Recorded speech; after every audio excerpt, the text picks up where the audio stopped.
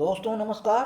आप सभी का द लास्ट लेसन चैनल पर बहुत बहुत स्वागत है। आज मैं आप लोगों के लिए बीओ यानी उत्तर प्रदेश पीसीएस का जो बीओ निकला था उसका मैं कटअप बताने जा रहा हूँ।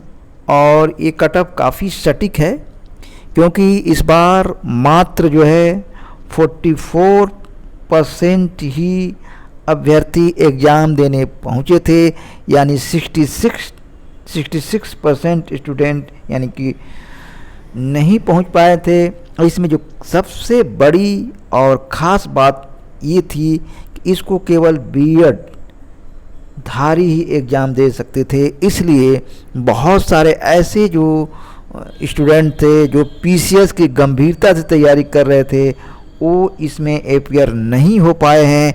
इसलिए इसमें चांस काफ़ी हद तक बन जाते हैं। हालांकि इसमें सीटों की कुल जो संख्या थी 309 थी और 309 सीट हैं, इसमें से कम मान लीजिए कि 14 गुना जो है रिजल्ट आपका प्री का आने वाला है।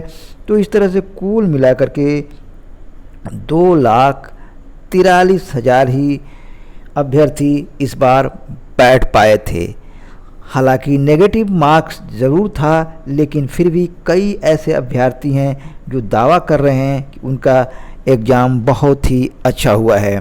क्योंकि चंदौली की एक महिला ने मुझे फ़ोन करके बताया था कि उन्होंने 95 क्वेश्चन सही किए हैं। इसी तरह से गाज़ियाबाद से जो है व्हाट्सएप पर मेरी एक चार्ट आया था कि उन्होंने कम से कम 100 क्वेश्चंस किए हैं। तो इस तरह से और कई अभ्यर्थियों से जो मेरी बात हुई है उससे यही अंदाज़ा लगाया जा रहा है कि इस बार का जो क्वेश्चंस था उसका लेवल थोड़ा डिफरेंट था, यानी मीडियम से लेकर के हार्ड था, लेकिन इतना भी इजी नहीं था। हालांकि करंट अफेयर्स के जो क्वेश्चंस आए थे वो काफ़ी हार्ड थे। और साइंस की जहाँ तक से बात की जाए तो साइंस के जो क्वेश्चन से कम 20 से 22 क्वेश्चन आए थे, जो भी जिसका लेवल काफ़ी हाई था। तो इस तरह से कुल मिलाकर अगर हम देखें तो 300 मार्क्स में 300 मार्क्स का, जिसमें 120 क्वेश्चन थे और यहाँ नेगेटिव मार्क्स होने की वजह से क्वेश्चंस में गलती होने पर मार्क्स कटने की भी संभावना काफ़ी थी। इसलिए स्टूडेंट जो है काफ़ी सोच समझ करके उत्तर भी दिए थे।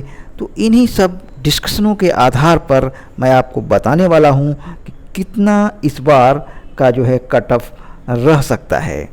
तो देखिए, जो जनरल का कट ऑफ है इस बार आप समझ लीजिए कि जिन लोगों का 180 से लेकर के 190 मार्क्स आ जाता है वो काफ़ी सिक्योर हैं इस एग्ज़ाम के मेंस के लिए। ठीक वहीं ओबीसी की बात करें तो बहुत ज़्यादा अंतर नहीं रहता है, लेकिन फिर भी ये है कि 175 से लेकर के 185 अगर आप अंक ला देते हैं तो आप भी सिक्योर हो सकते हैं।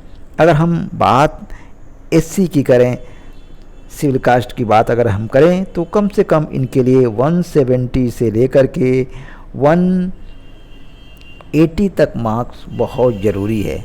हालांकि एसटी का जहां तक से सवाल है इसमें परिवर्तन आ जाते हैं, इसलिए एसटी के लिए कम से कम 165 से लेकर के 175 मार्क्स अगर ये लाते हैं तो ये क्वालिफाइंग जो है प्री करने का चांस इनका बढ़ जाता है। अब हम बात कर लेते हैं ईडब्ल्यूएस का। ईडब्ल्यूएस और आप कह सकते हैं ओबीसी में कोई अंतर नहीं होता है। कई बार ईडब्ल्यूएस का मार्क्स ऊपर भी बढ़ जाता है क्योंकि लगातार सर्टिफिकेट बन रहे हैं। तो इस तरह से जो ईडब्ल्यूएस का है वो करीब मान लीजिए 177 से लेकर के 187 के आसपास अगर ये मार्क्स लाते हैं तो इसमें कोई दो राय नहीं है कि इनका सिलेक्शन जो है मेंस के लिए ना हो जाए। अब हम बात कर लेते हैं फीमेल की। फीमेल के लिए इस बार काफ़ी चांसेज हैं, क्योंकि फीमेल के लिए जो है आप जानते हैं कि फीमेल के लिए सीट रिज़र्व होता है। सीट रिज़र्व होने की वजह से इनको एक विशेष फ़ायदा मिलता है। और इस वजह से इनका कट ऑफ कम जाने का चांस ज़्यादा ही रहता है। तो हम एक मोटा मोटी तौर बता रहे हैं, जो अगर 170 मार्क्स अगर ले आते हैं 170 प्लस, तो इनको मैं समझता हूँ कि मेंस का एग्ज़ाम देने के लिए कोई नहीं रोक सकता है।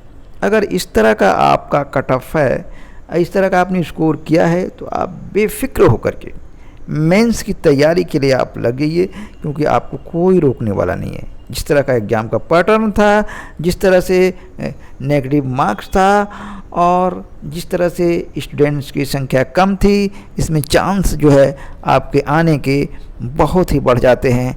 तो दोस्तों, चैनल को सब्सक्राइब जरूर कर लीजिए, वीडियो को लाइक कर लीजिए और शेयर भी कर दीजिए, ताकि जिन लोगों ने इस तरह का मार्क्स लाए हैं वो अपनी तैयारी में लग जाएं बिना किसी तरह की देर किए।